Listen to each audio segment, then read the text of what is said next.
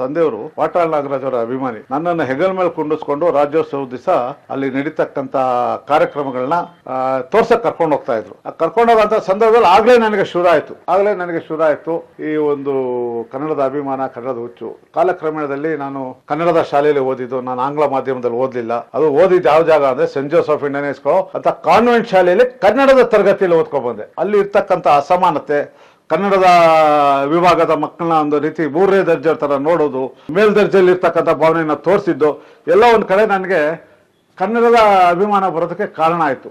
ಈ ನಿಟ್ಟಿನಲ್ಲಿ ಬರ್ತಾ ನಾನು ಚಳುವಳಿ ನಾನು 18 ವರ್ಷಕ್ಕೆ ನನ್ನ ತಂದೆಯವರು ತೀರ್ಕೊಂಡಾಗ ಕೇಂದ್ರ ಸರ್ಕಾರಕ್ಕೆ ಸೇರ್ಕೊಂಡೆ. ಅಲ್ಲಿ ಕೇಂದ್ರ ಸರ್ಕಾರಿ ಕಚೇರಿಯಲ್ಲಿ ನಾನು ಕರ್ನಾಟಕದಲ್ಲಿ ಇದ್ದೀನೋ ಇಲ್ಲ ಯಾವ ಭಾಗದಲ್ಲಿ ಇದ್ದೀನೋ ಅಂತಕ್ಕಂಥ ನನ್ನಲ್ಲಿ ಆತಂಕ ತುಮಲ ಇದ್ದೇ ಇತ್ತು. ಅಲ್ಲಿ ಕನ್ನಡದ ಒಂದು ಬುನಾದಿಯನ್ನು ಹಾಕೊಂಡು ಬಂದ್ವಿ. ತಮಗೆಲ್ಲ ಗೊತ್ತಿರ್ಬೋದು, ರಿಚರ್ಡ್ ಲೂಯಿಸು, ಪೋಷಕ ನಟರು ಕೃಷ್ಣೇಗೌಡರು, ನಳಿನಾಮೂರ್ತಿ, ರಂಗಭೂಮಿ ಕಲಾವಿದರು ಇವರೆಲ್ಲ ಇದ್ರು. ಅಲ್ಲೇ ಅವತ್ತಿನ ದಿವಸ ನಮ್ಮಲ್ಲಿ ಅವತ್ತು ಕಾಲಘಟ್ಟದಲ್ಲಿ ತಮಿಳು ಜಾಸ್ತಿ. ಅಲ್ಲಿ ನಮ್ಮ ಬಂಡಾಯ ಶುರು ಆಯ್ತು.